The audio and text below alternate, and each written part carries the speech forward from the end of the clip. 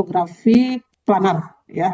Seperti apa kromatografi planar? Jadi kalau kromatografi planar lawannya itu adalah kromatografi kolom. Ya, kira-kira apa ya bedanya kromatografi planar dengan kromatografi kolom?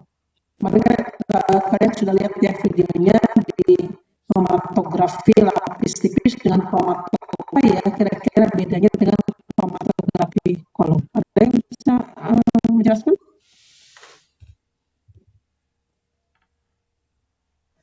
Halo, ada yang mau raise?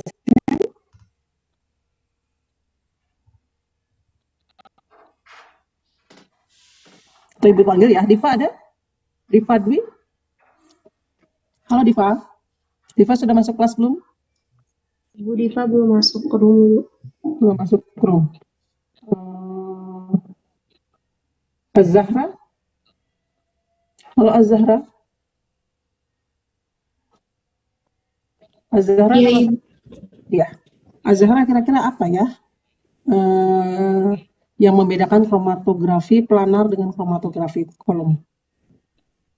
Dari medianya Ibu, media fase diam, fase gerak. Fase diamnya. Oke. Ya, Zahra sudah tahu ya, kromatografi ada konsep tentang fase diam, ya. Kalau di ekstraksi ada fase diam? Di ekstraksi ada fase diam nggak? Ya, biasanya tidak mengenal istilah itu ya. Yang di kromatografi teknik pemisahannya dasarnya adalah adanya kontribusi atau distribusi sampel di antara fasa diam dan fasa gerak. Ya. Nah, tadi pertanyaannya adalah kromatografi planar dan kromatografi kolom. Kira-kira kalau ditinjau dari fasa diam fasa geraknya seperti apa ya? Bedanya. Ada yang bisa bercerita? Atau Zahra tadi dilanjut?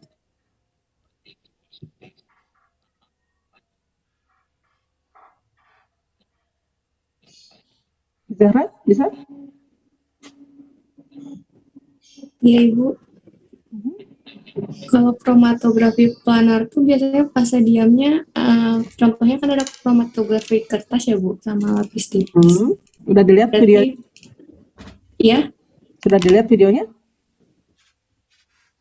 Belum Ibu, belum sempat. Oh, belum. Berarti belum tahu dong. Atau sudah tahu? Kalau lapis tipis udah Ibu, pernah ini. Iya. Oh, pernah. Jadi bahasannya apa? Fasa diam dalam kromatografi lapis tipis seperti apa? Lempeng tipisnya Ibu. Fasa lempeng tipisnya. Fasa diamnya yang mana? Lempeng tipis waktu praktikum apa? Kimia organik. Kimia organik. Udah ya? Udah praktikum kimia organik ya? Oke ya. Jadi kalau atau ada yang mau menjelaskan atau kita lihat dulu lagi videonya? Siapa nih? Nivela Sakina ada? Nivela? Halo Nivela. Nivela udah masuk Zoom? Sudah. Ya, gimana Nivela? Tinjauannya dari fasa diam dan fasa gerak atau fasa diam dulu. Kalau di kromatografi planar seperti apa? Kalau di kromatografi kolom, nanti kromatografi kolom mungkin belum dilihat ya di spot Ibu sudah masukkan linknya. Anda tinggal klik saja apa sih bedanya. Tuh. Atau yang lapis yang kromatografi planar dulu. Biasanya fasa diamnya di mana tuh di kromatografi planar? Anda sudah lihat di KLT dan kromatografi kertas ya.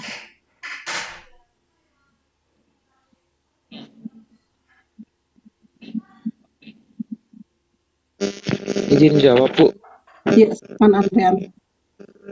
Kalau dari yang saya tahu dan saya baca dan udah lihat videonya, kalau pada kromatografi planar itu fasa diamnya itu berupa lempeng tipis, Bu.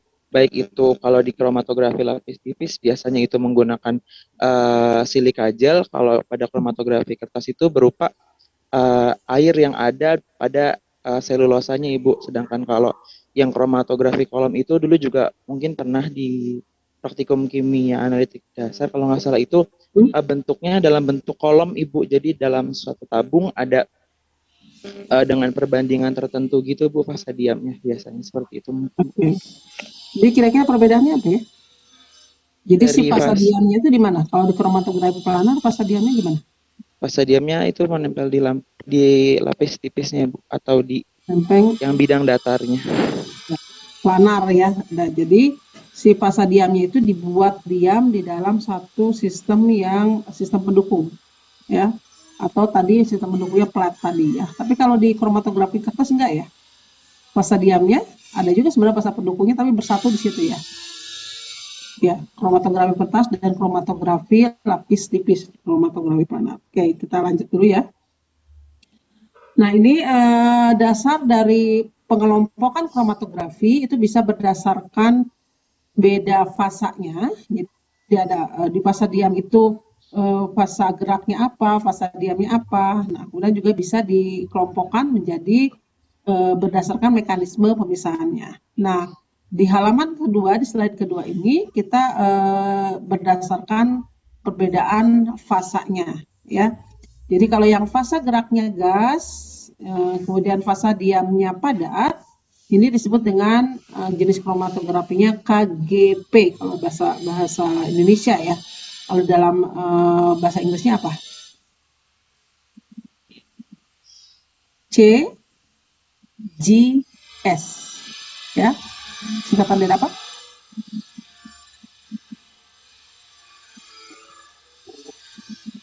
Kalau CGS kromatografi gas S-nya apa? solid. Solid. Iya, betul. Kromatografi gas solid. Ya, kemudian kalau yang fasa geraknya gas, fasa diamnya cair, itu kalau dalam bahasa Indonesia kromatografi gas cair atau CGL ya, liquid ya. Nah, kemudian kalau yang fasa geraknya cair, fasa diamnya padat, itu jenis kromatografinya kita bisa disingkat dengan KCP atau kromatografi cair padat ya, liquid solid kromatografi. Kemudian ada juga kromatografi cair-cair ya, liquid kromatografi.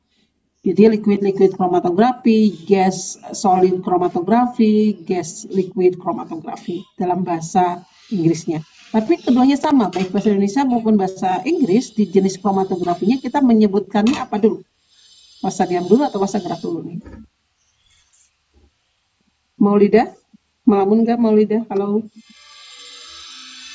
Maulidah ada? Hadir, Bu.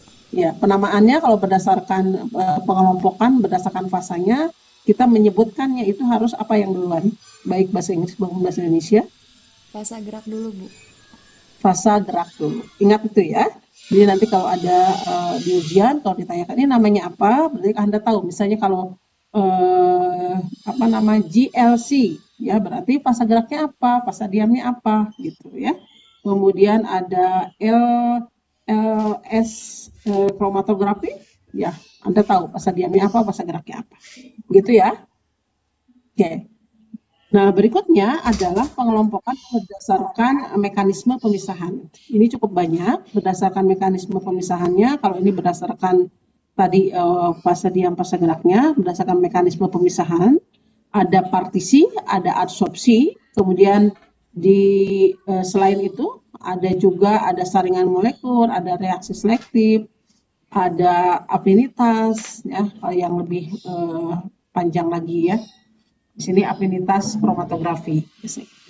Nah, ini mekanisme pemisahannya dengan cara partisi.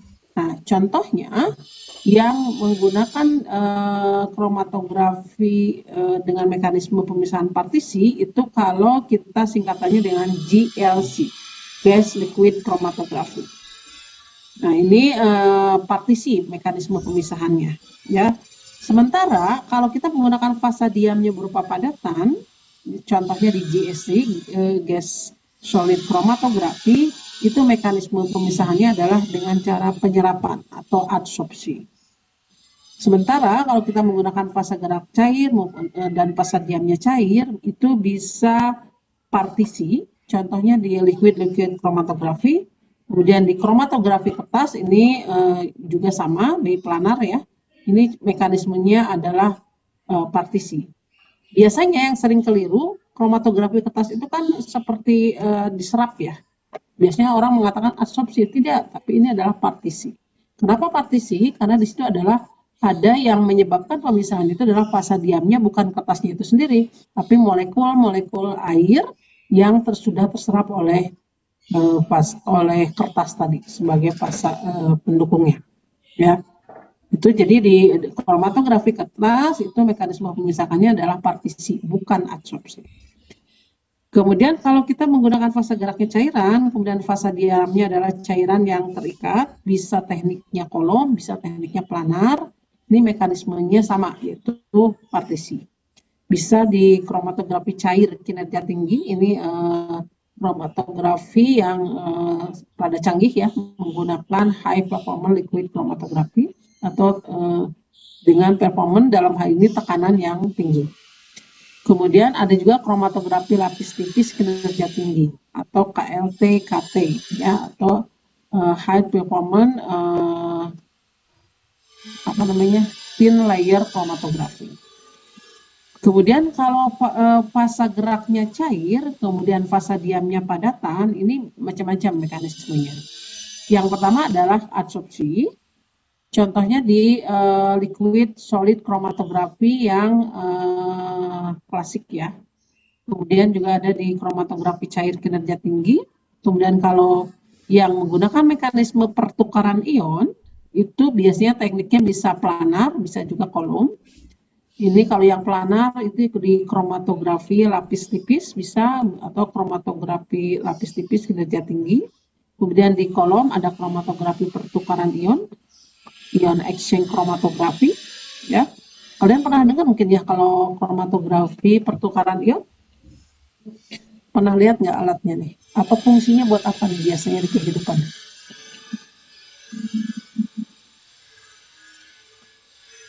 Ada yang bisa ngasih contoh di pertukaran ion misalnya contohnya? Halo?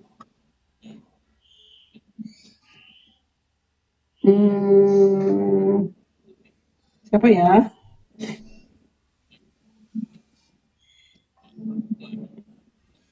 Hasna Ataya ada? Ada, Bu. Iya, Hasna gimana nih? Pernah dengar nggak penggunaan kromatografi pertukaran ion?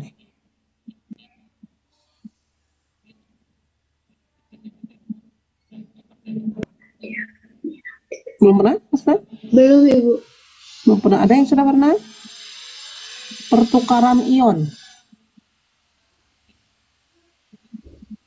Ada pertukaran kation, ada pertukaran anion.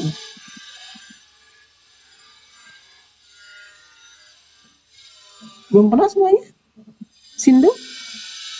Sindu belum pernah juga? Belum, Bu. Belum pernah. Oke, kalau kalian misalnya ada ini nih, air yang keruh ya, atau air yang kita prediksi mengandung logam-logam yang akan menyebabkan kalau dikonsumsi langsung menyebabkan mengganggu kesehatan. Nah, ini yang paling mudah adalah dengan kromatografi pertukaran ion, ya, dengan resin penukar ion. Pernah dengar resin penukar ion? Pernah dengar nggak? Resin penukar ion. Ada resin penukar kation, ada resin penukar anion. Pernah, Bu. Pernah. Siapa nih?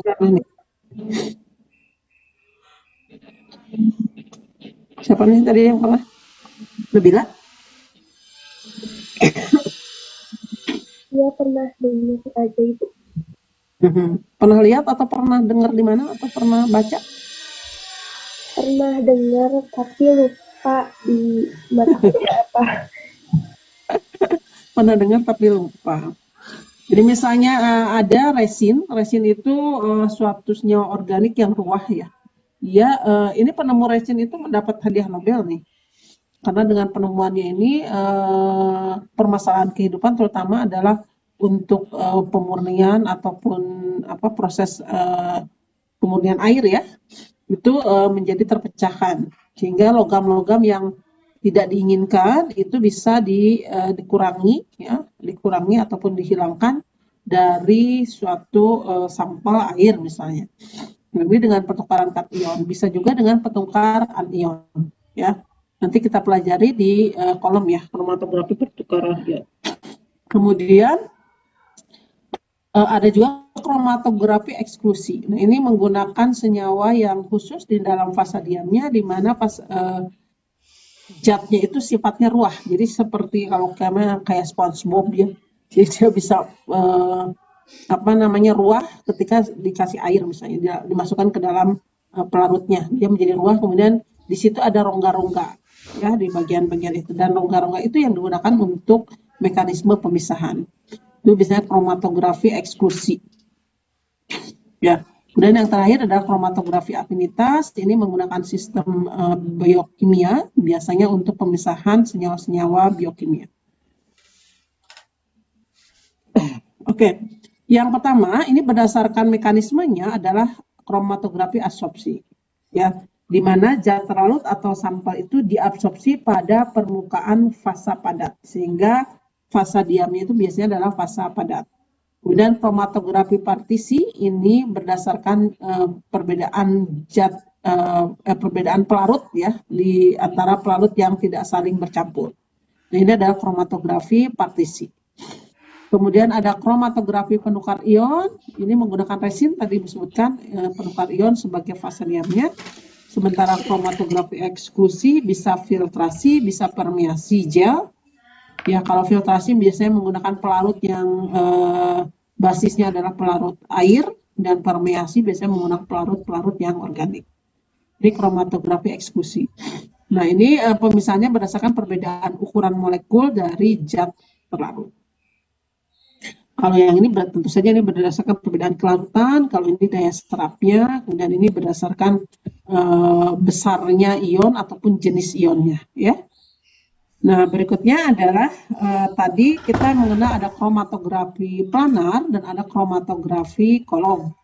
Kromatografi planar ini ada dua tekniknya, yaitu dengan paper kromatografi ataupun thin layer kromatografi. Kemudian di kolom bisa absorpsi, partisi, penukar ion, dan eksklusi.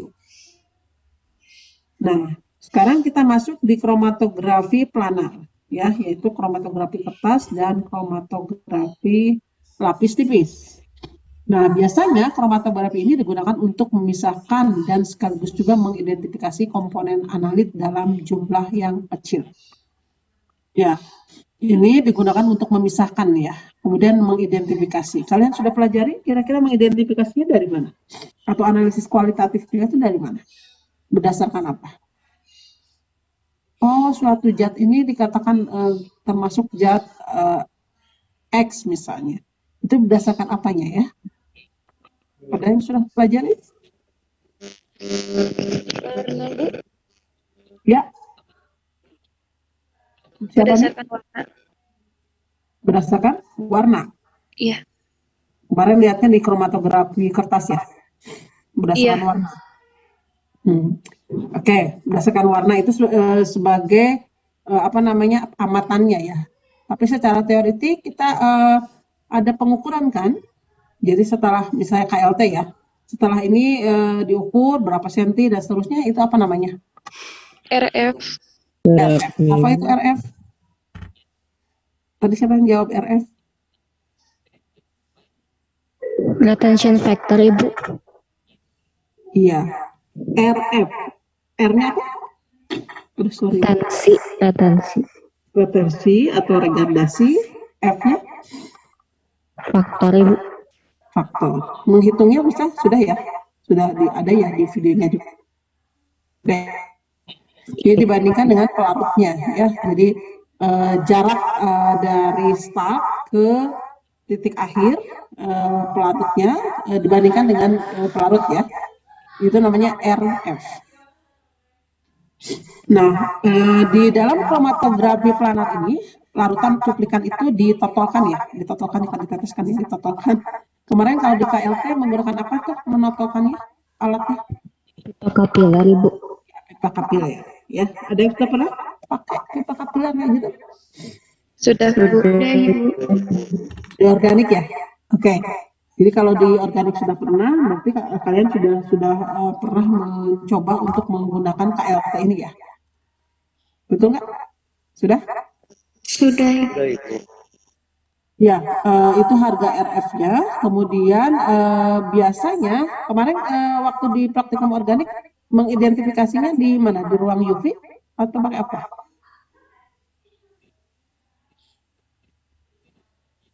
Karena modanya tampak, jadi nggak pakai UV, Bu. Oh, warnanya kelihatan ya? Beda-beda ya? Iya, Ibu. Iya, Bu. Ini memang sudah berwarna ya. Oke.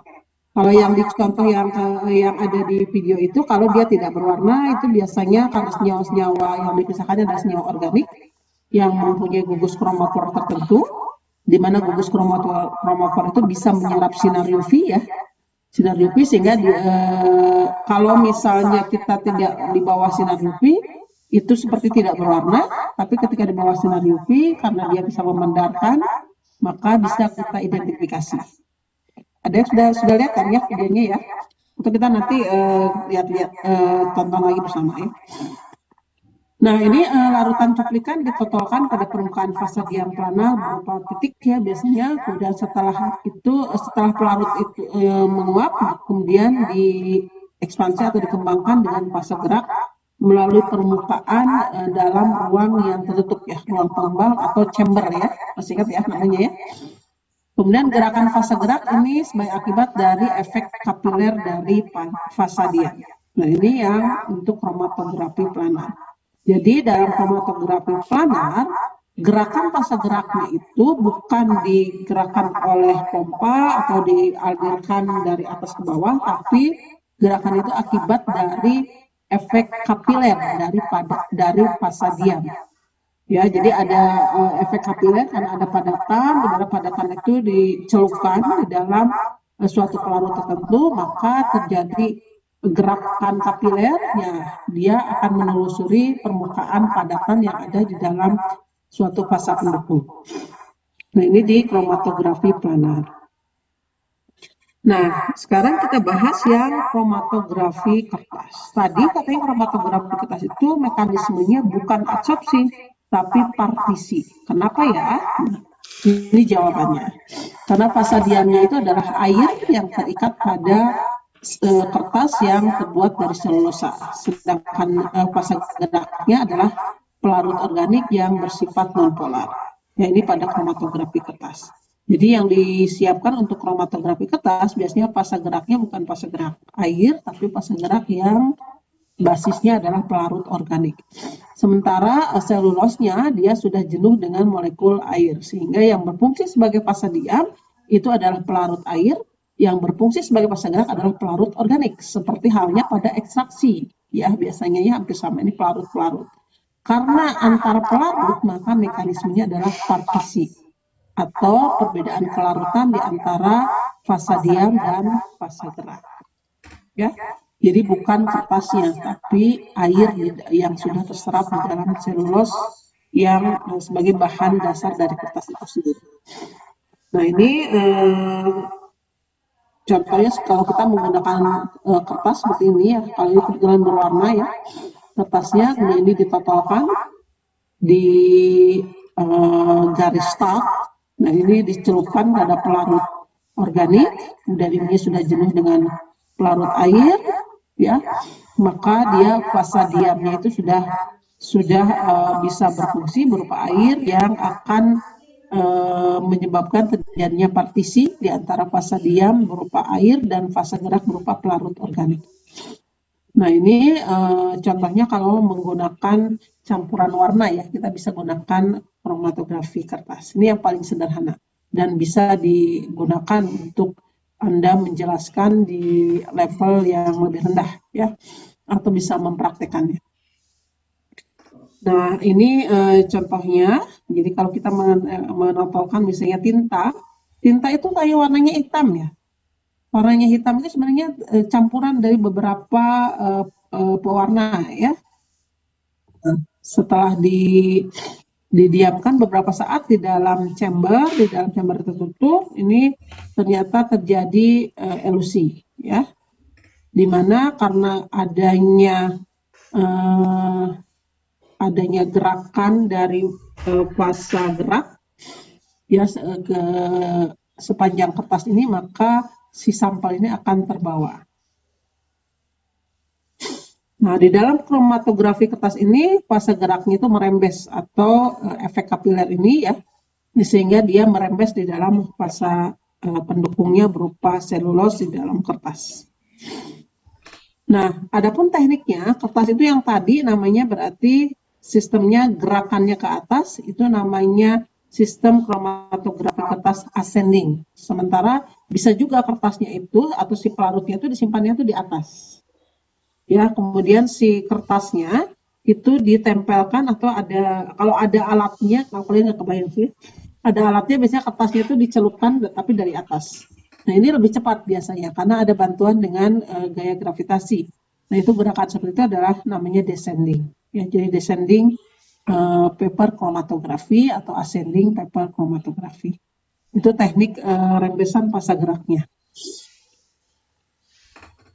Nah, tadi sudah disebutkan di sini ada RF, ya rate of flow, ya atau ada juga yang mengatakan retention factor, ya. Dalam kromatografi kertas ini harga RF-nya itu ditentukan sebagai dasar untuk identifikasi. Jadi kalau ditanya dasar untuk analisis kualitatif di dalam kromatografi planar, baik kromatografi kertas maupun kromatografi lapis tipis, itu adalah harga RF-nya. RF ada yang mengatakan kecepatan aliran ya, tapi kalau ibu sih lebih condongnya retention of, jadi faktor tensi ya RF ini. Nah, caranya RF ini kita membandingkan jarak yang ditempuh oleh komponen dengan jarak yang ditempuh oleh LW. Ya, jadi RF adalah jarak yang ditempuh oleh komponen dibagi dengan jarak yang ditempuh oleh LW. Ini ketelitiannya biasanya kalau kita menggunakan alat ukur panjang itu dengan milimeter. Ya, jadi berapa milimeter jarak dari start tadi yang ditempuh oleh komponen, tadi misalnya warna-warnanya, kemudian dibagi dengan jarak yang ditempuh oleh pelarutnya, yaitu pelarut organik ya dalam kromatografi kertas. Nah, harga RF itu dipengaruhi oleh suhu. Ya, jadi semakin besar suhu biasanya geraknya itu makin cepat. Tentu saja jenis kertasnya itu sendiri, ketebalan kertas, dan juga jenis LW-nya, yaitu fasa organik, itu kita menggunakan fasa organik yang mana. Ya, itu mempengaruhi harga RF. Oke, untuk yang kromatografi kertas ada pertanyaan dulu? Bu, saya mau bertanya. Ya, Kak. Tadi di bagian yang teknik rembesan itu, Bu, kan ada menaik sama menurun. Nah, itu tuh ada syarat gak sih, Bu? Maksudnya, misalnya sampelnya tuh harus seperti apa gitu untuk pemilihan tekniknya? Apakah dia harus teknik menaik? Oke. Ya, pertanyaan yang kritis, Eka. Ya, sebenarnya tidak ada yang khusus. Ya, hanya kalau misalnya kita prediksikan ingin lebih cepat, kita bisa menggunakan descending. Atau juga ini alatnya juga kita jarang itu yang ada lab yang punya sistem ini. Ini kan merancang desain alatnya itu perlu kayak ada sungai di atas gitu ya, sungai di atas gitu di dalam pipa gitu ya, masukkan ke situ, kemudian si kertasnya itu ada pengaitnya atau stamnya gitu ya. Nah, itu tapi tetap harus tercelup. Nah, itu biasanya yang alat gelas biasanya itu yang membuat alat yang itu dulu kita punya Pak Akum ya bisa pesan. Tapi kalau sekarang nggak tahu di lab juga ketika sudah pecah itu jadi. Kalau kemarin ada nggak di organik? Ibu lupa masih ada? Pakai nggak ya? Di organik langsung kromatografi lapis tipis ya. Nah, dulu ada. Nah, itu dari atas ke bawah. Jadi tidak ada khusus. Hanya kalau ingin lebih cepat, di mana bahan yang misalnya zat yang akan dipisahkannya itu agak lambat, misalnya dengan pelarut organik tertentu. Nah, ini kita bisa tambah energinya itu dengan gaya yang sesuai dengan arah gravitasi. Begitu, Eka. Ya. Tapi alatnya rada susah ini membuat alat kaca itu seperti itu. Jadi umumnya adalah ascending. Ya, Kak. Oke, Bu. Berarti tadi hanya karena ini, Bu, ya, keterbatasan pemilihannya itu berdasarkan waktu gitu, estimasi efektivitas waktu sama juga kesediaan alatnya ya Bu. Betul, sediaan alatnya dan efektivitas waktunya. Baik Ibu, terima kasih Bu. Ada lagi? Ya, sebenarnya ini sudah agak jarang sih ya dipergunakan karena memang terbatas, karena di situ ada selulos, kemudian fasa diamnya kan air ya, sementara fasa geraknya itu organik, di mana yang bisa menempel ke fasa diam air itu kan terbatas ya, biasanya senyawa-senyawa yang tentu saja yang anorganik, tapi dia juga harus terbawa oleh pelarut air. Nah, yang berikutnya yang masih sering sampai sekarang dilakukan, yang menggunakan kromatografi lapis tipis atau thin layer kromatografi. Kemarin di videonya sudah sangat jelas ya, thin layer kromatografi. Jadi kita bisa mengidentifikasi atau menganalisis secara kualitatif. Itu juga sama dari harga RF-nya itu jarak dari titik awal atau start ke dibanding dari sampel dibandingkan dengan pelarutnya. Jadi sama dengan kromatografi kertas. Nah, berdasarkan mekanismenya ini berbeda dengan kromatografi kertas. Jadi kalau sama itu termasuk kromatografi planar, cara menghitung untuk analisis kualitatifnya juga dengan harga RF dengan perbandingan jarak terhadap pelarut, tapi perbedaannya di sini adalah mekanismenya, ya. Di mana mekanismenya adalah menggunakan mekanisme adsorpsi. Nah, cara melakukannya ini sama dengan kromatografi kertas, terutama yang ascending ya. Kalau yang descending nggak ada kromatografi lapis tipis ya. Nah, ini medium pemisahannya berupa lapisan tipis zat padat pada lempeng, bisa lempeng kaca atau lempeng plastik atau aluminium. Ini kalian praktikumnya di semester ini organik? Iya, Ibu. Ya, kemarin yang Bu Agniate kena cutter ya? Ini pas praktikum apa? Pas memotong ini nih, memotong kromatograf lapis tipis ini. Itu yang kita punya itu si penampang itu terbuat dari aluminium. Biasanya bisa ini saja dengan gunting atau dengan cutter. Tapi kemarin ada kecelakaan, jadi Bu Agnia harus dibawa ke rumah sakit, sampai dibawa ke rumah sakit. Nah, ini sebenarnya sederhana aja. Jadi si fasa diamnya itu dibuat menempel ya. Jadi biasanya kalau dulu Ibu sih karena belum ada yang kayak gini ya, kalau zaman Ibu dulu. Jadi kita buat sendiri biasanya kromatografi lapis tipisnya itu kita bikin bubur dari bubur silika bubur silika ya dengan kekentalan tertentu. Lalu kita biasanya kayak bikin kue kemudian ditekan gitu ya. Itu tuh latihan gitu sampai semua permukaan itu rata. Karena kalau permukaannya tidak rata, ini akan terjadi pemisahan yang salah gitu ya untuk mengidentifikasinya. Nah, itu dulu bikin sendiri. Kalau sekarang Anda tinggal gunting saja seberapa besar lebarnya diperlukan. Nah, di sini fasa diamnya salah satunya itu adalah yang sering digunakan adalah yang silika atau alumina ya. Kemarin yang sudah itu yang kita punya yang silika atau alumina nih di organik yang dipakai.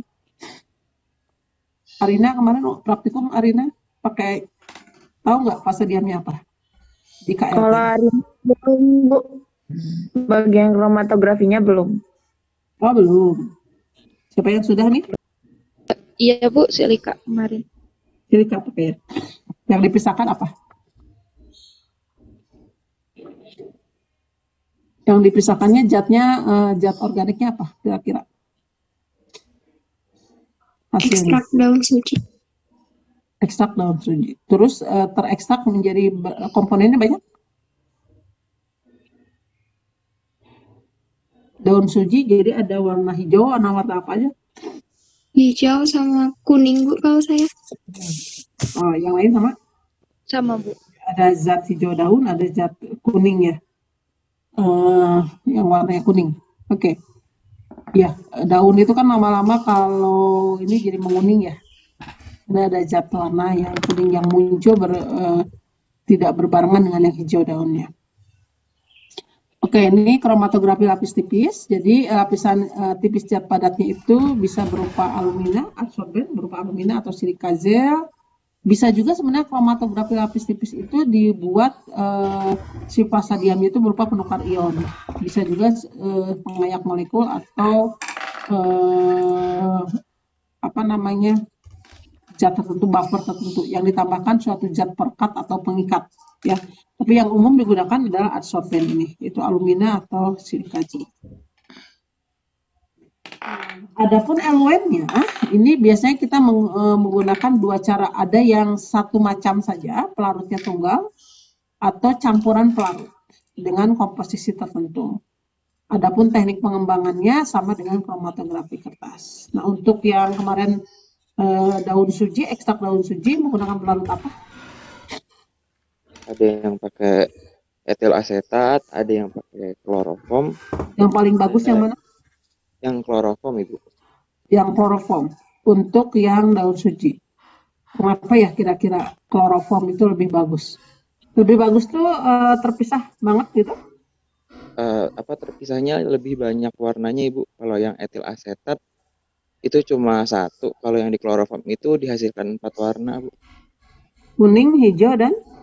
Enggak, maksudnya ada yang kuningnya pucat, ada yang kuningnya terang, ada yang hijau, ada yang hijau kekuningan. Ya. Itu RF-nya gampang nggak menentukannya kemarin? Menghitung RF-nya? Bisa, Bu. Agak, soalnya nggak terlalu berdekatan juga, Bu. Oke. Kalau kemarin kebetulan warnanya bisa dideteksi ya, karena menggunakan sampelnya yang memang berwarna, gitu ya. Tadi yang dari daun suji ternyata dengan pelarut tertentu itu warnanya bisa beda-beda. Sebenarnya umumnya hijau dan kuning sih, sebenarnya di dalam daun ya. Nah, tetapi kalau untuk tadi misalnya senyawa-senyawa organik misalnya atau sampelnya sampel organik yang akan dipisahkan melalui kromatografi lapis tipis, misalnya dia tidak berwarna tapi mengandung kromofor tertentu. Saya tuh sudah menerangkan kromofor belum ya? Atau nanti di spektro ya. Nah, ini kromofor itu biasanya ada kalau cirinya, kalau Anda belajar organik itu dia punya ikatan double yang berurutan. Selang satu namanya apa tuh? Anda belajar organik? Terkonjugasi, Bu. Betul, terkonjugasi. Jadi ada ikatan rangkap terkonjugasi. Nah, itu salah satunya dia akan bisa menyerap sinar UV. Contohnya adalah gugus bensen aja, meskipun bensen itu bisa ditinjau itu sebagai ikatan terkonjugasi 3 gitu ya. Misalnya itu dia bisa terdeteksi di panjang gelombang di sinar UV di sekitar 220 kalau tidak salah nanometer. Nah, itu misalnya kita punya sampel yang mengandung bensen gitu ya, dia bisa menyerap sinar UV karena memiliki gugus kromofor.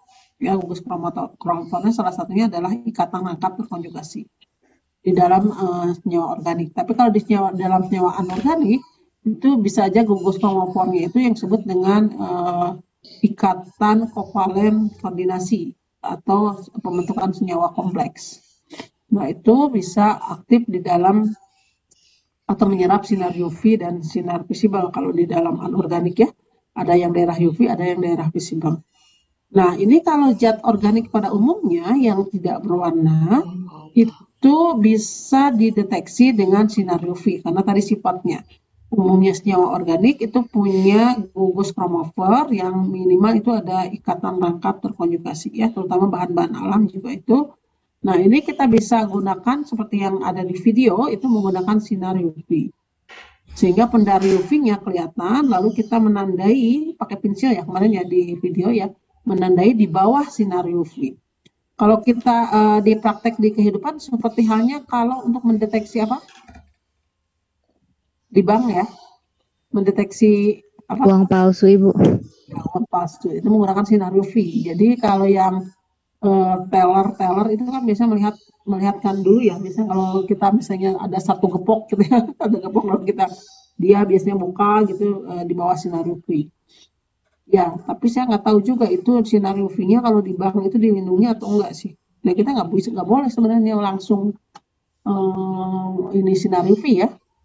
Seperti halnya kemarin ketika kasus pandemi, itu kan salah satu cara desinfeksi itu ada di dengan penyinaran sinar UV, ya, tidak menggunakan chemical atau larutan tertentu.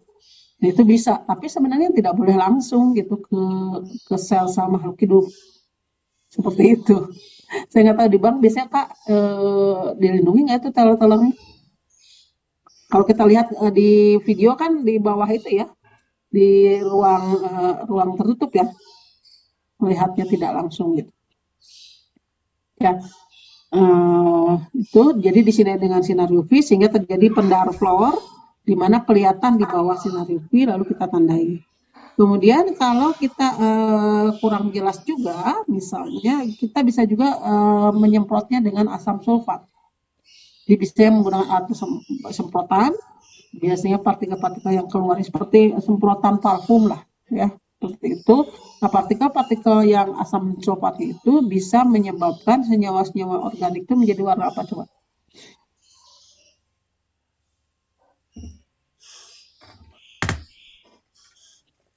Jadi warna apa kalau asam sulfat? Ditambah asam sulfat. Coklat gitu gak sih, Bu? Iya, coklat kehitaman. Kalian pernah lihat nggak video percobaan ini nih, gunung apa ya?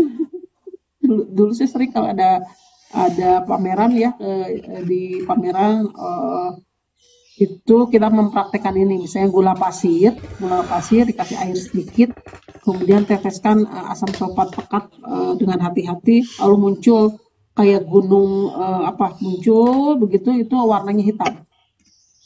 Ya, artinya si gula itu kan dia mengandung molekul-molekul air ya. Molekul-molekul airnya itu karena asam sulfat pekat itu dia menyerap air sehingga muncul karbon warna hitam gitu. Tapi karena reaksinya cepat dan itu menyebabkan pertumbuhannya itu jadi cepat banget sehingga dia seperti muncul gunung tiba-tiba gitu ke atas seperti itu. Nah, itu yang karbonnya. Ya, jadi untuk mengidentifikasinya bisa juga dengan disemprot asam sulfat sehingga noda-noda yang ada sampel-sampel di daerah RF tertentu itu warnanya menjadi hitam. Seperti itu. Oke, ada yang tanyakan dulu?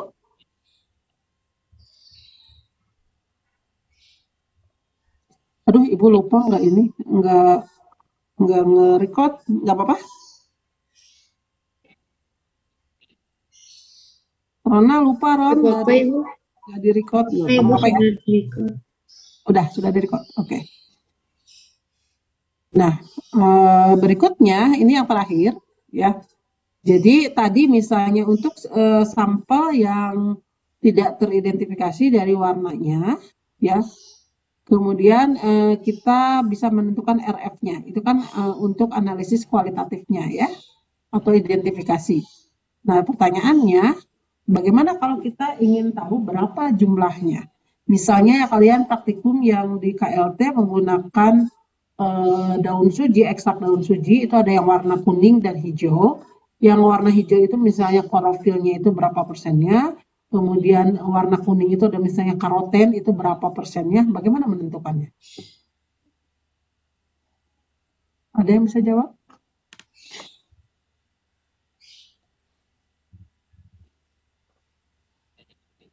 Halo? Izin menjawab, Bu. Ya, Ben. Mungkin dengan cara membandingkan gitu dengan misalnya udah pernah ada yang di standarisasi gitu, sudah ada luas nodanya sekian, jadi dibandingkan gitu apakah misalnya berapa persen berarti nodanya seluas ini, jadi seperti itu mungkin Bu, ada perbandingannya. Jadi luasnya biasanya kan noda itu kan kalau dalam kromatografi planar itu diasumsikan seperti lingkaran mungkin gitu ya, Anda ya. Iya, boleh. Logikanya gimana nih? Iya Ibu, biasanya lingkaran. Lingkaran, berarti kita ngukur berapa luas lingkaran itu gitu ya? Iya Ibu, mungkin seperti itu. Kemarin nggak disuruh secara kuantitatifnya waktu praktikum? Enggak Ibu, cuma pemisahan komponennya aja. Iya, ini logika Anda masuk juga sih. Dan dengan cara lain? Terima kasih Anda. Ya, yang lain gimana nih? Di KLT misalnya.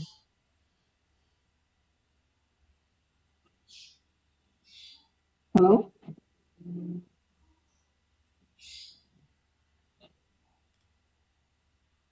Andrean tadi menghitung, jadi dibandingkan dengan standar dengan konsentrasi tertentu untuk RF yang sama dibandingkan luasnya. Itu bisa juga ya masuk ya. Ada cara lain? Yang lebih kuantitatif mungkin?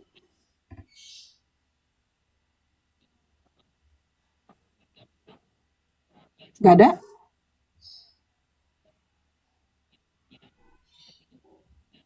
Waktu kalian memegang KLT, bagian fasa diamnya yang berupa adsorben, itu misalnya kena kuku Anda, kekelupas nggak kira-kira? Terkelupas sih, Bu. Terkelupas. Nah, sekarang logikanya masuk ke situ. Kalau itu bisa terkelupas, bisa nggak kita mengambil spot dari sampel, misalnya yang warnanya hijau, tadi yang klorofil dengan yang warnanya kuning atau karoten ya, karoten. Kita bisa ambil nggak?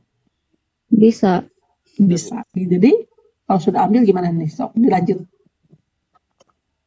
Apa ditimbang, Ibu? Ditimbang. Tapi terlalu kecil juga. Ditimbang. Ya. Selain ditimbang? Dilarutkan dalam pelarut mungkin. Betul, dilarutkan dalam pelarut yang pelarutnya bisa melarutkan silikanya. Ya, karena silika kan susah ya. Ya, jadi dilarutkan. Jadi si tadi yang noda tadi kita bisa tandai. Kemudian kita tandai dengan misalnya pakai cutter lah ya, pakai cutter. Kemudian yang itu tuh diambil. Kemudian itu dilarutkan ya, dilarutkan lalu setelah dilarutkan kita bisa bantuan dengan spektrometer ultraviolet visible misalnya yang punya ada standar nih, tadi Andrea nyinggung ada standar klorofil. Standar klorofil itu misalnya ada punya larutan standar klorofil 1000 ppm. Lalu kita coba standar klorofil itu diencerkan misalnya jadi 10 ppm. Nah, lalu diukur misalnya dengan spektrometer ultraviolet. Ini nanti mungkin masuk di spektro ya, di instrumennya dengan ultraviolet. Kemudian nanti dibandingkan berapa serapannya atau absorbansinya. Jadi absorbansi antara standar yang sudah diketahui konsentrasinya, misalnya tadi 10 ppm, dibandingkan dengan absorbansi yang hasil pengukuran spektrometer ultraviolet itu yang sampel. Begitu ya. Nanti kita pelajari lebih lanjut di instrumentasi ya, di spektrometer. Ya, sampai situ ada yang tanyakan? Ibu boleh tanya nggak, Bu? Boleh, Kak. Jadi kan jadi nambah pengetahuan. Bu. Kan yang kertas ya, Bu ya. Itu kan biasanya pakai sampelnya itu apa sih yang pakai daun itu kertas atau lapis tipis ya, Bu? Lupa. Loh, kemarin yang praktikum di Ibu nggak tahu, yang di organik pakai lapis tipis atau pakai kertas? Lupa bener, Bu. Kertas. Yang pakai daun suji lapis tipis, Ibu. Lapis tipis. Ya. Terus ada kemarin praktikum kertas juga? Enggak. Kayaknya iya ada, Bu. Kalau kertas pakai apa? Pakai tinta. Tinta hitam. Tinta umumnya kayak gitu sih. Jadi kalau tinta kan bisa ada dalam pelarut air gitu kan, karena ininya partisi kan. Dia bisa larut dalam ada sebagian yang larut dalam pelarut air dan bisa juga larut dalam pelarut organik. Nah, sifat itunya yang harus ada gitu. Jadi kalau dia sama sekali tidak larut dalam pelarut air ya nggak bisa, atau sama sekali tidak larut dalam pelarut organik juga nggak akan bisa menggunakan yang kertas itu. Tapi kalau adsorpsi bisa gitu dengan KLT. Begitu ya, Kak? Ya, enggak Ibu, ini pertanyaannya belum Ibu. Ya, untuk ini lapis tipis itu apakah harus selalu, kan misalnya Bu, kayaknya setiap kali maksudnya pembahasan tentang materi ini gitu, pasti sampel yang dibahas itu adalah tentang daun tumbuhan gitu, Bu. Nah, apakah sampel untuk lapis tipis ini bisa sampel lain selain tumbuhan gitu? Jadi jadi ada anggapan, nggak tahu sih Bu, kalau dari saya jadi ada anggapan gitu, oh ternyata kalau yang ini harus tumbuhan saja gitu, nggak ada kemungkinan buat sampel yang lain. Jadi jawabannya di slide ini, Kak. Ya, kebetulan tadi kita ambil mekanismenya adalah dengan atau fasa diamnya menggunakan adsorben. Adsorben itu adalah alumina atau silika gel, gitu ya. Nah, ini sebenarnya alumina atau silika gel itu sebenarnya punya gugus fungsi. Gugus fungsi kalau dia dalam pelarut air, gugus fungsinya menjadi aluminol atau silol, yaitu OH yang ada silikanya, gitu ya. Nah, OH ini sebenarnya kalau bisa diproses lebih lanjut itu bisa direaksikan dengan suatu zat tertentu untuk keperluan pemisahan lainnya. Nah, itu di silika ya. Kalau kita menggunakan fasa diamnya itu berupa penukar ion, bisa juga. Misalnya kita punya resin nih, resin penukar ion. Resin penukar ionnya itu ditempelkan, ya, jadi ditambah dengan perekat atau pengikat. Nah, itu bisa ditempelkan, misalnya di kaca atau ditempelkan di lapisan aluminium, logam aluminium ya, yang lempeng aluminium. Nah, kalau itu dilakukan fasa diamnya, berarti kan mekanismenya itu adalah penukaran ion. Jadi bisa digunakan untuk misalnya senyawa-senyawa anorganik atau bisa memisahkan logam-logam, begitu. Kebayang, Eka? Terbayang Ibu. Berarti kalau seandainya ganti si lapisan tipisan itu di platnya, itu juga pengaruh ke sampel yang bakalan dianalisis gitu ya, Bu? Nah, misalnya ini pengayak molekul nih. Kalau kita punya misalnya si fasa diamnya itu berupa apa ya? Ya gel punya senyawa organik yang meruah gitu. Bisa juga itu digunakan asal ada perekatnya aja untuk ditempelkan di fasa pendukungnya, ya, berupa kaca atau tadi lempeng aluminium, begitu. Jadi tergantung di fasa diamnya, ya. Tapi kalau penukar ion dan pengayak molekul itu lebih efektif kalau kita menggunakan sistemnya itu sistem kolom, begitu. Yang lebih efektif daripada pakai planar, mending pakai kolom, gitu. Karena nanti biasanya ditampung pakai flaksinasi. Tampung nanti diidentifikasi. Tapi kan kalau ini kan agak ribet kayak tadi misalnya mengidentifikasi kuantitasnya kan harus dikerik dulu gitu ya, kemudian dilarutkan, itu kan agak ribet. Sehingga kebanyakan untuk yang lainnya selain mekanisme adsorpsi dengan adsorben, nah ini penukar ion dan pengayak molekul itu umumnya lebih memilih di kromatografi kolom. Begitu ya, Kak.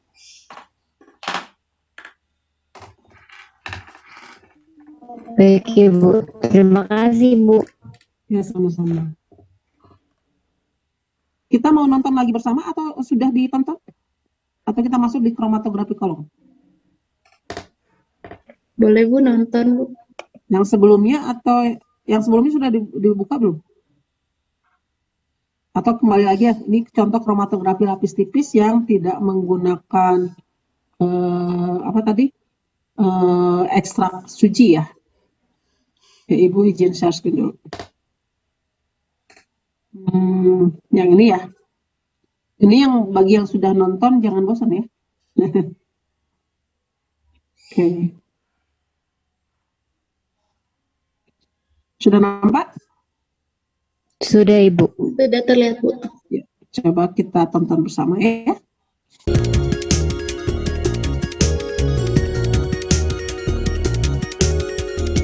Thin layer chromatography, TLC, is a method used for rapid qualitative analysis, where components in a mixture can be separated and identified.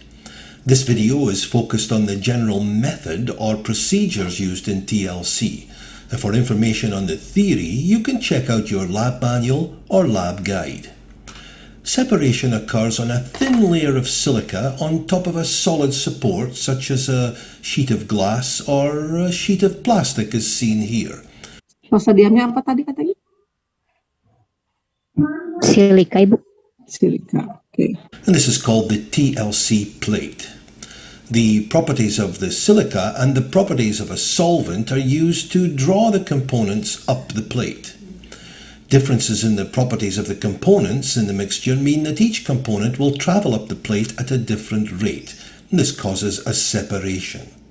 The separated components can be identified by comparing how far they travel along the plate relative to reference material, also known as standards. Let's take a closer look. First of all, we need to prepare the TLC plate. Make sure that you handle it only by its edges or use tweezers, since we don't want to contaminate the silica gel surface. A ruler is used to draw a line using a pencil about 1 centimetre from the bottom edge of the plate. And draw only a very light line and try not to score the surface of the silica. This line is called the origin. Vertical markers are spaced about 1 centimetre apart along the origin. These markers are used as points of reference when applying mixtures and standards dissolved in a suitable solvent. And here we are going to run 4 lanes, lane A, B, C and D. In this demonstration, we're going to see how to separate and identify using TLC. In this bottle, the identity of the contents is unknown, but we do know that it contains either compound X or compound Y, or even a mixture of both. Ya, jadi ini ada suatu larutan yang tidak kita ketahui. Kita nggak tahu ini apakah campuran zat X atau Y saja, atau justru X atau Y saja, atau campuran X dan Y. Ya.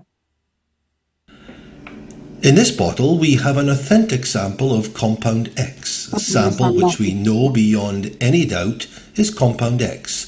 So we call it standard X. This is our first reference.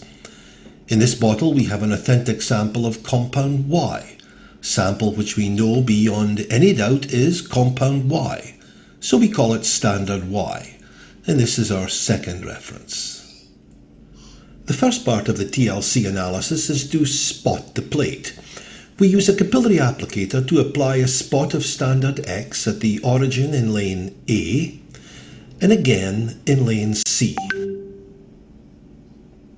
Standar X disimpan di yang A dan C ya.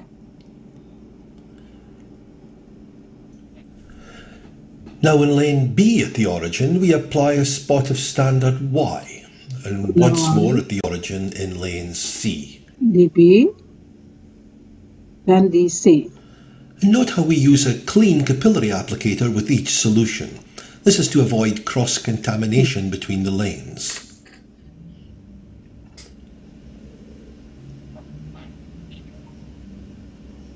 And so with a clean capillary applicator, we apply a spot of the unknown in lane D.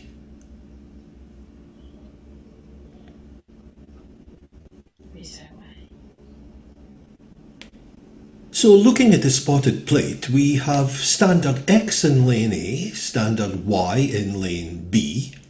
In lane C we have a mixture of standards X and Y.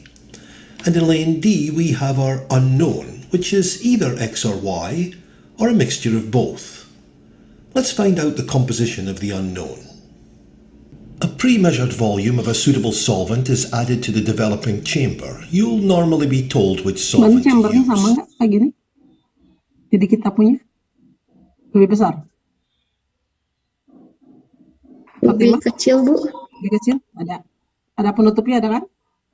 Oke. Ada, Bu. The developing chamber is covered with a lid for a few minutes, and this few-minute waiting period allows the atmosphere inside the tank to become saturated with the Kita diamkan solvent dulu supaya vapors. jenuh ya, supaya jenuh si udara di sekeliling di dalam chamber ini. The spotted plate is quickly placed inside the developing tank so that the bottom end is immersed in the solvent pool. We must always make sure that when we first put the spotted plate into the solvent pool, the origin is above the surface of the solvent. Generally, the solvent will take just a few minutes to ascend the plate, and we can usually see the front edge of the now wet silica slowly ascend the plate. This boundary Wet between silikanya kelihatan? Waktu praktikum wet silikanya kelihatan. Ini bagus sih kameranya. Jadi yang basah dengan yang kering itu kan kelihatan ya. Sampai kira-kira jaraknya 1 cm ya dari bagian atas dari TLC ini. dry and wet silica is called the solvent front. When the solvent front is close to the top of the plate, say about a centimetre from the top, the plate is removed from the developing tank. And the solvent front is quickly marked with a pencil. There are a number of ways to see, or as we say, visualize developed TLC plates. A common method is to place the developed plate underneath an ultraviolet or UV light source. This method of visualization is by far the most common in your lab. If a fluorescent indicator is added to the silica will fluoresce under UV light. Chemicals on that plate, however, will usually show up as dark spots. Sometimes, when the chemical on the plate is UV active, the spot will fluoresce a different colour than the silica and be visible in that way. But most compounds will just show up as dark spots against the fluorescent silica background. So while visualizing the plate under UV, we're now able to outline all the spots with a pencil so that we can locate the spots under visible light. And once all the spots are outlined, we can remove the plate from the UV light box. And now that the plate is no longer under UV light, we can see all the spots together with the solvent front. Let's take a closer look at the results. By comparing the results in lanes A and B, we can see that compound Y has travelled further than compound X. Now comparing lane C with lanes A and B, we can conclude that the lower spot is X and the higher spot is Y. This is called indexing the references. Finally, we can now compare the unknown in lane D with the standards or references in lane C. This allows us to identify the unknown. Although it's pretty clear from this result that the unknown was actually compound X, we can also characterize spots on developed TLC plates by their RF value. The RF value for any spot is equal to the distance moved by that spot in millimetres divided by the distance moved by the solvent, also in millimetres. Now, using this developed plate as an example, and assuming that RF values for the spots 1 and 2 in lane C have already been determined, let's now obtain the RF for the single spot in D. The distance moved by the spot from the origin to its centre is 28.0 millimetres, and the distance moved by the solvent from the origin through the spot to the solvent front is 80.0 millimetres. The RF for the spot is thus calculated to be 0.35. Note that it's customary to report RF to this example. The RF of 0.35 for the single spot in lane D compares favourably to the RF of standard X in lane C, so we can confirm that the unknown was in fact compound X. Here we see the measurements being made and recorded in the notebook. RF values calculated and also recorded. The closer the RF value of an unknown is to the RF value of a standard, the greater the chance that the unknown is the same as the standard. This is what allows us to identify unknowns in mixtures by comparing RF values of the unknowns with those of standards. It's unlikely that RF values of analytes will exactly match those of the standards to the second decimal place. This is due to a combination of experimental error arising from various factors, including measurement uncertainties and inconsistencies in the TLC plate. Nevertheless, in most cases, it's possible to confirm the presence or absence of a compound by comparing its RF value to that of a reference or standard run alongside it on the same TLC plate. Oke. Jadi tadi ada pengalaman baru ya di sini, ada identifikasinya tadi menggunakan bantuan dengan sinario ultraviolet, kemudian kita beri tanda dengan pensil tadi ya, sehingga kita bisa menentukan harga RF-nya. Jadi kalau kalian nanti ada sampel yang memang tidak bisa teridentifikasi karena tidak berwarna di dalam TLC atau plate-nya itu, kita bisa menggunakan UV tadi, sinar UV, atau dengan cara yang disemprotkan dengan asam sulfat. Oke. Ada yang tanyakan dari tayangan video tadi? Halo, ditonton nggak tadi? Tidak ada Bu, belum ada pertanyaan. Pertanyaan. Oke, kalau yang kromatografi kertasnya perlu?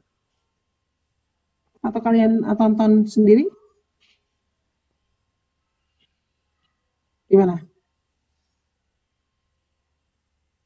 Sebentar, Ibu. Boleh. Videonya sebentar Ibu cari dulu.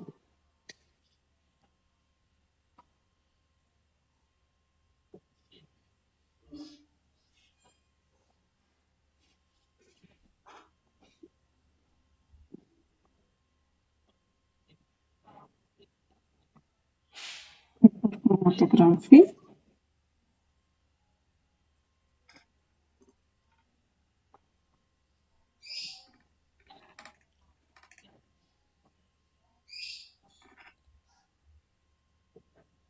Ya, berikutnya adalah kromatografi kertas ya. Ya, silakan diamati, coba identifikasi apa kesamaan-kesamaannya dan apa perbedaan-perbedaannya dengan kromatografi lapis tipis tadi.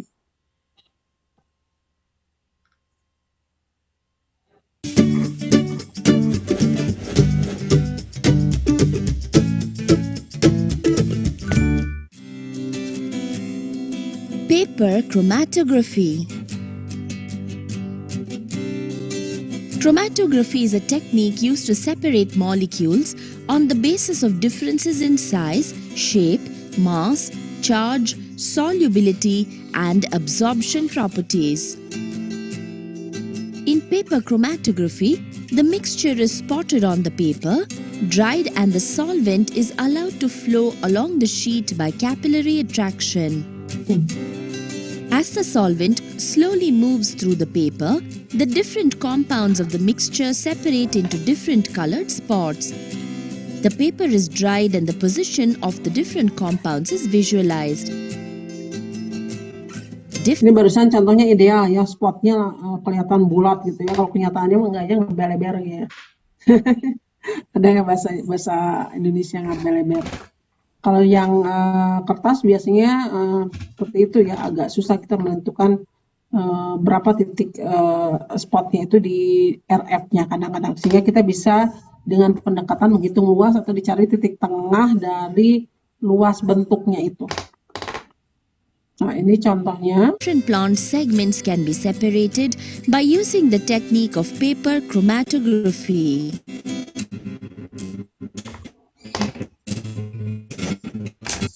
Jadi sebenarnya kalau kemarinnya di ekstrak sebenarnya kita menggunakan kromatografi. Materials required: fresh spinach leaves, filter paper strips, chromatography chamber, mortar and pestle, ether acetone solvent. Ini measuring fase geraknya menggunakan sistem tunggal atau ganda? Halo? Ganda Ibu. Ganda. Soalnya pakai dua jenis pelarut kan. Iya, apa tadi? Ether sama aset. Bukan. Apa sih tadi? Lupa. Coba diulangi ya. Iya benar. Acetone Ether aseton. solvent. Ya. Ether aseton. Itu lebih polar mana tuh? Ether dengan aseton.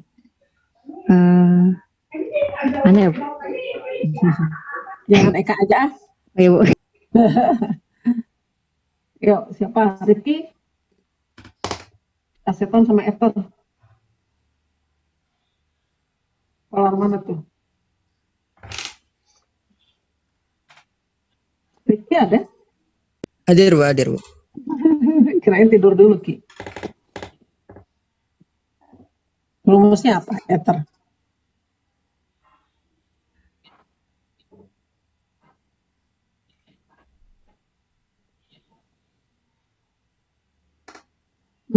Ether?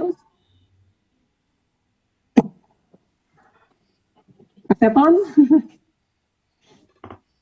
Tinggal googling sebentar tuh. Apa tuh? Kira-kira polar mana tuh?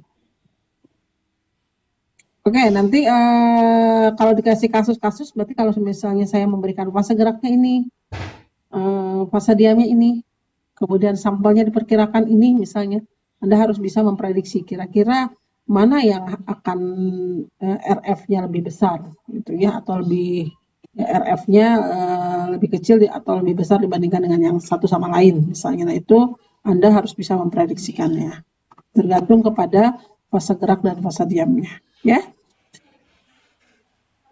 Measuring cylinder containing 5 ml acetone, capillary tube, thread, stapler, scissors, spatula, watch glass, scale and a pencil.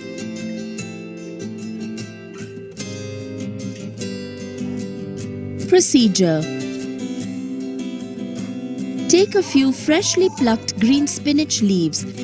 Using scissors, cut the spinach leaves into small pieces and let them fall Kemarin daun into the sujinya bikin sendiri water. nggak? Udah dibikinkan ya? Iya, Bu. Oke, ini caranya ya ekstraknya.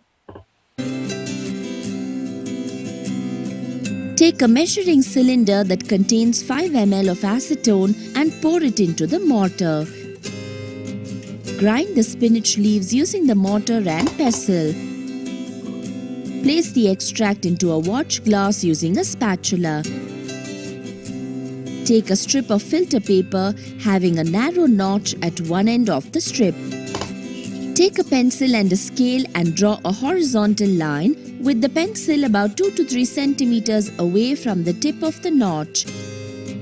Put a drop of the pigment extract in the middle of the line with the help of a capillary tube. Allow the drop to dry and repeat till 4 or 5 drops are placed on the paper.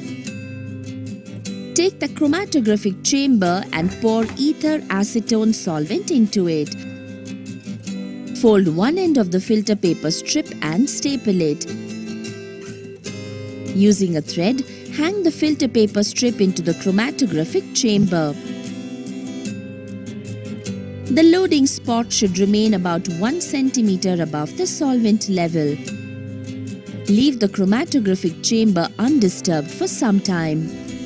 We can observe as the solvent moves through the paper, it spreads the different pigments of the mixture in various distances. When the solvent rises above 3/4 of the way up the strip, remove the strip carefully and let it dry. Observations. The dried chromatographic paper strip shows 4 distinct pigment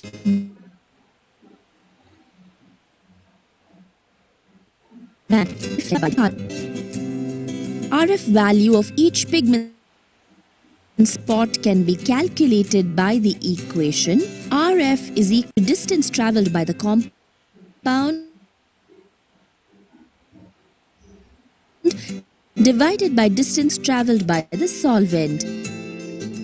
Measure the distance of each pigment band from the loading spot and also the distance traveled by the solvent. Calculate the RF value using the equation and record the values into a table.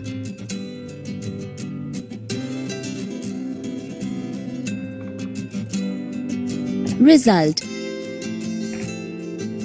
The topmost orange-yellow band of pigments in the separation corresponds to carotene. The yellowish band appearing below it indicates the xanthophylls. The third from the above dark green band represents chlorophyll A. The lowermost yellowish green band is that of chlorophyll B. Precautions. Spinach leaves should be fresh and green. The loading spot should be 2 to 3 centimeters away from the tip of the notch. While hanging the strips in the chromatography chamber, the loading spot should remain about 1 centimeter above the solvent level.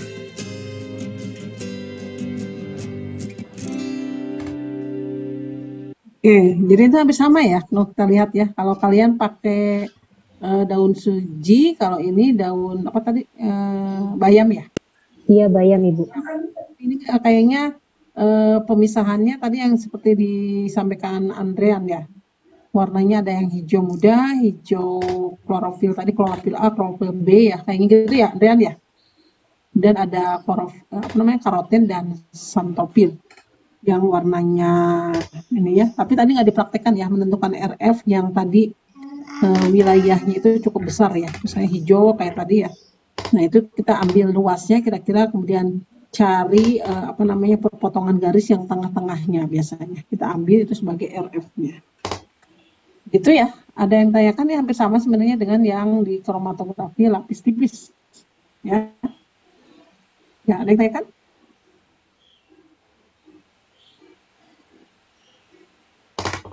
Cukup? Ibu izin bertanya. Ya, silakan. Tadi kan kalau Anda lihat tuh yang jarak si air sama iya Arina ya. Oke. Iya Bu. Iya Bu. Jarak si air sama si kertasnya itu harus 1 cm ya Bu. Itu tuh emang harus segitu atau asal kertas basah aja Bu? 1 cm, maksudnya 1 cm itu yang jarak dari dasar itu? Dia dari dasar ke dari air ke batas gitu. Dari air ke batas itu emang 1 cm biasanya ya. Jadi itu optimal lah. Misalnya kita nggak terlalu banyak menggunakan bukan air ya, pelarut tadi maksudnya ya. Pelarutnya kan pelarut organik tadi, aseton sama itu. Ya pelarut ya, bukan air ya. Yang airnya kan sudah menempel di kertasnya tadi, sudah ada ya. Jadi sudah ada H2O-nya yang sudah terikat dalam molekul selulos. Kemudian yang tadi yang pelarutnya berupa pelarut organik yaitu eter dan aseton, campuran eter aseton itu kira-kira ya biasanya 0,5 senti kira-kira. Sehingga masih ada jarak 0,5 senti lagi dengan spot yang kita totolkan tadi sampel. Biasanya itu optimalnya begitu. Jadi 0,5 senti. Begitu biasanya ya. Jadi itu kondisi optimalnya ya. Tidak seperti itu juga bisa-bisa aja ya. Tapi kan menjadi tidak optimal gitu. Begitu, Arina? Iya Ibu. Terima kasih Bu. Ya sama-sama Arina. Oke, ada lagi? Ibu izin bertanya. Ya, Dea. Silakan Dea. Iya Bu, di video kan diperlihatkan pada saat penontonan sampel tuh si diameter sampelnya tuh besar Bu, sedangkan waktu di praktikum katanya tuh kalau penontonan sampel tuh diameternya harus benar-benar kecil Bu. Nah, apakah diameter sampel ini berpengaruh pada hasil Bu? Terus lebih baik diameter yang kecil atau diameter? Ya, terima kasih Dea. Dia membandingkannya KLT dengan yang kertas atau kertas dengan kertas atau KLT dengan KLT? Kertas dengan kertas Bu, kemarin yang waktu percobaan praktikum pemurnian itu kan pakai tinta ya Bu. Penontonan itu katanya harus benar-benar kecil si diameternya itu, jangan sampai melebar-lebar gitu Bu. Ya, baik, terima kasih Dea. Tadi yang dicontohkan itu kan menggunakan ekstrak yang padatan yang dari bahan alam ya. Kalau bahan alam itu biasanya konsentrasi zat-zatnya itu tidak terlalu tinggi ya.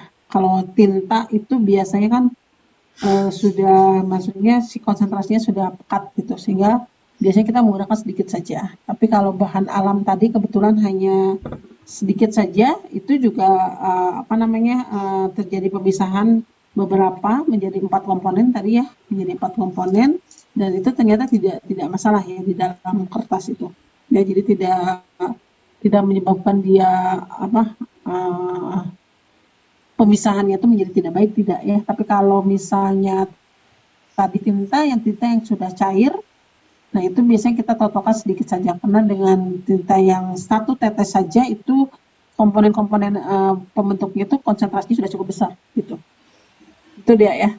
Itu dan biasanya kita sebelum praktikum itu dioptimasi dulu. Kalau misalnya sampelnya begini, sebaiknya berapa banyak ya ininya kalau untuk praktikum, dan kebetulan kemarin kalau menggunakan tinta itu cukup sedikit saja. Gitu ya. Baik Ya, Ibu, terima kasih banyak. ya sama-sama. Ini Anda pelajari yang kromatografi kolom,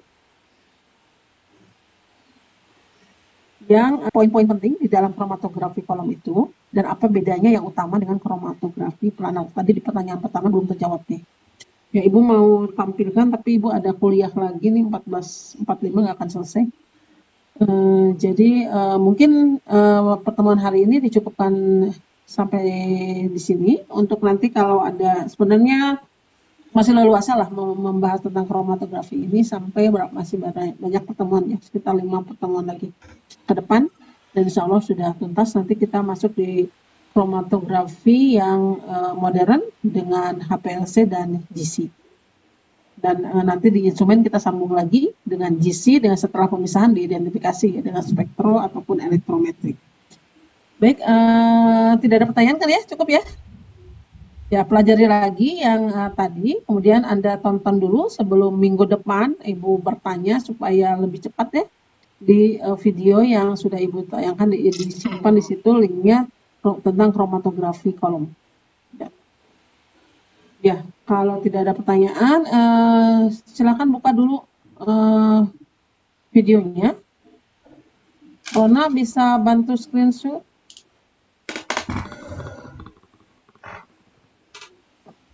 Rona atau siapa?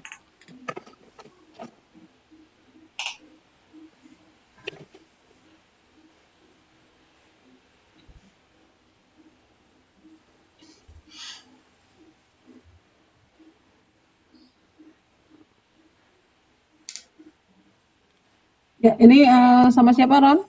Minta bantuan siapa? Sama Rona sendiri.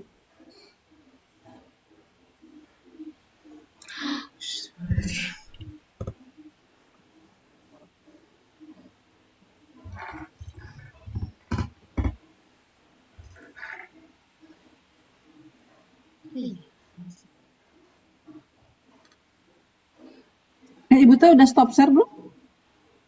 Udah Ibu. Udah ya.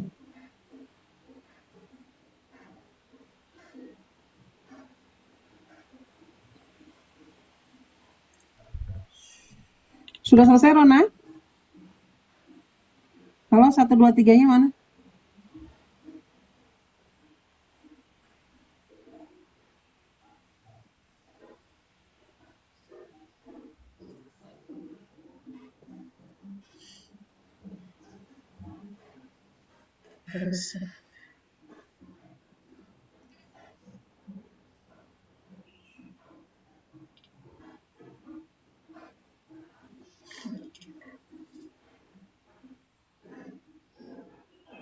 Mohon maaf Bu, sebentar Bu. Nabila, Nivela. Tadi yang hadir siapa? Diva hadir nggak? Diva ada tadi kesiangan ya? Ada Ibu.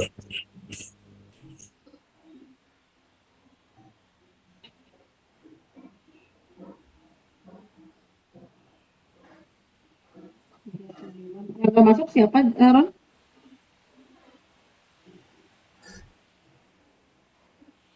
Ini ada 38.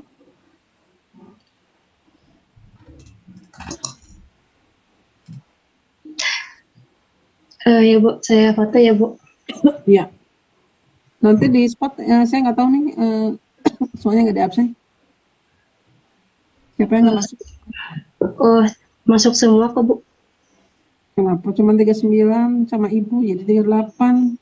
Satu lagi? Oh, ada yang keluar masuk Ibu. Gara-gara sinyal. Ya, slide pertama.